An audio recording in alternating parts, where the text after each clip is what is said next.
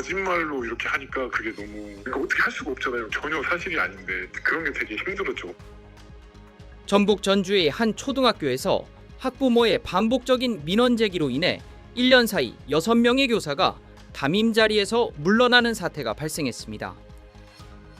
아이가 당뇨나 알레르기 이런 것들이 있다고 계속 주장을 하는데 학교에 제공하는 그런 알러지나 응급상황 그 조사서에도 전혀 당뇨나 이런 걸 적은 적이 없거든요. 제가 한 2, 3년간의 그 응급조치 그 기록을 조사서를 봤는데 당뇨라는 말 한마디도 안 써 있어요. 그때 정신적으로 많이 힘들어서 정신과 치료도 받았었고 굉장히 힘들었죠. 해당 학부모는 학교에서 제공한 과자를 불량식품이라며 문제 삼고 수업 중 교사가 자신의 아이를 째려봤다며 아동학대 신고까지 이어갔습니다. 이 과정에서 경찰이 여러 차례 출동했고 불안감을 느낀 학부모들이 자녀를 전학시키면서 전교생 수는 절반 이하로 줄었습니다. 교사들은 출결 삭제, 성적 변경, 재시험 요구, 교사 개인정보 조사, 정보공개 청구 등 다양한 민원에 시달렸고 일부 교사는 정신적 고통으로 병가를 내고 치료를 받기도 했습니다. 6학년 담임을 자원한 송욱진 교사 역시 아동학대 신고와 악성 민원에 노출되며 힘든 시간을 보냈습니다.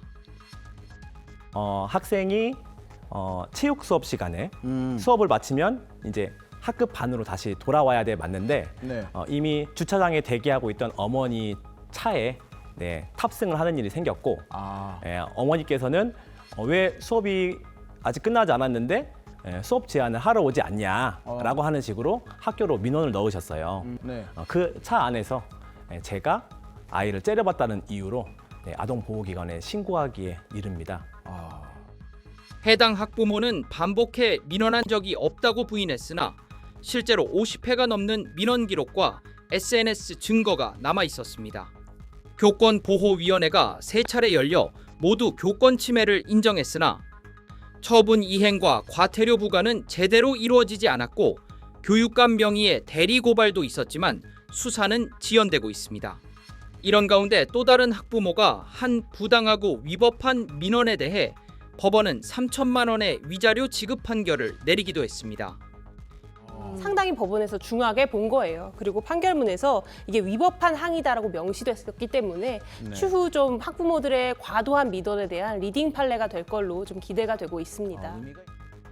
이 사건은 일부 학부모의 도를 넘은 민원이 교사와 학생, 학교 전체에 얼마나 심각한 피해를 줄 수 있는지 그리고 교권 보호 제도의 실효성 강화와 사법기관의 신속한 대응이 시급함을 보여주고 있습니다. 지난 7일 한 초등학교 교사가 교육부 주관 현장 체험 학습 관련 간담회에서 학부모 민원을 두고 울분을 토하는 장면이 화제가 됐습니다.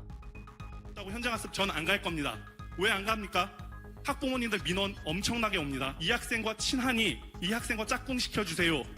왜 그리 멀리 현장 학습을 가서 멀미하게 만듭니까? 저 현장 학습에서 우리 이쁜 학생들 사진 200장 찍어줬습니다. 그날 무슨 민원 왔는지 아십니까? 왜 우리 애는 5장만 나왔나요? 왜 우리의 표정이 안 좋습니까? 이런 민원 옵니다. 이 민원 문제 교육부 장관이 해결해 주실 수 있으십니까? 학부모님들 민원 안 넣으실 겁니까? 학교 현장에는 소풍과 수학여행 등 현장 체험 학습이 갈수록 줄어들고 있는데 주요 원인 중 하나로 학부모들의 무리한 민원이 지목되고 있습니다. 교사들은 학부모의 민원이 단순한 문의를 넘어 교사 개인에게 과도한 부담과 책임을 지우는 구조로 변질되고 있다고 호소하는데 학부모들은 민원의 출발점이 자녀에 대한 염려와 소통의 부재에서 비롯된 것이라고 주장합니다. 해당 영상을 두고 전국 교사 대표와 학부모 대표가 SBS 뉴스헌터스에서 만나 논쟁을 벌였는데 한치의 양보 없는 설전이 이어졌습니다. 저기 나오는 민원에 대해서 저는 좀 궁금해요. 저게 정당한 민원이라고 진짜 생각을 하시나 싶은. 초등학생이고 어리니까 되게 불안하고 더 이쁜 사진 나왔으니까 이제 감사하고 뭐 이런데 정말 건강한 학부모를 어떻게 해야 되는지를 알려주는 곳이 없어요.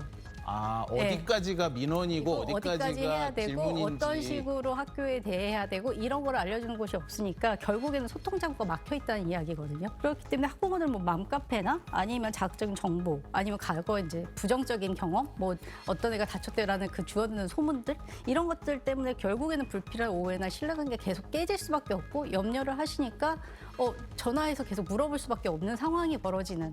저는 또 여쭙고 싶어요. 모든 질문에 그런 교사는 다 답을 해야 하는 것인가? 그게 설사 질문이었다 하더라도. 네, 아이의 표정이 왜 어둡나요? 뭐 이런 질문까지도 저희가 일일이 답을 할 수도 없고요. 저희도 몰라요. 그 사진을 그렇게 찍혔을 수도 있는 것이고. 근데 정말 저희가 정말 학부모님에게 소통을 해야 돼. 아파요, 아이가. 네네. 뭔가 학교에서 슬픈 일이 있었어요. 그런 다 소통을 하죠. 그런데 일상적으로 넘어갈 수 있는 정도의 일은 저희가 일일이 챙길 수가 없어요. 저도 아이를 키우지만 우리 아이가 오늘은 컨디션이 좋을 때도 있고 나쁠 때도 있고. 근데 그 이유를 저도 모르거든요. 네. 그러니까 학교 선생님도 마찬가지라는 말씀을 좀 드리고 싶고요. 저는 이제 좀 믿고 맡겨주셨으면 좋겠다라는 네. 말씀도 조금 들어요. 저절로 해결되는 것이 훨씬 많다. 그러면서 아이도 커가고 학부모님도 같이 성장하시는 것이다. 라는 말씀을 좀 드리고요. 최근 이재명 대통령도 갈수록 사라지는 현장 체험학습을 두고 구덕이 생길까봐 장독을 없애면 안 된다며 학습 기회 박탈 현상을 지적했는데 이에 대해 교사들은 사고 발생 시 모든 책임이 교사 개인에게 집중되는 구조가 문제의 본질이라며 반발하기도 했습니다. 학부모들의 무리한 민원과 교사 개인이 감당해야 하는 부담이 과도하다는 지적이 이어지는 가운데 영상을 본 누리꾼들은 요즘 진상 부모들이 너무 많아졌다. 아이들의 학습권도 존중돼야 한다는 등의 다양한 반응을 보였습니다. 논란이 계속되자 교육부는 안전사고 발생 시 교사 면책을 강화하고 체험학습 업무 부담을 줄여주기 위한 방안을 시도교육청과 함께 마련해 5월 중 발표할 계획이라고 밝혔습니다.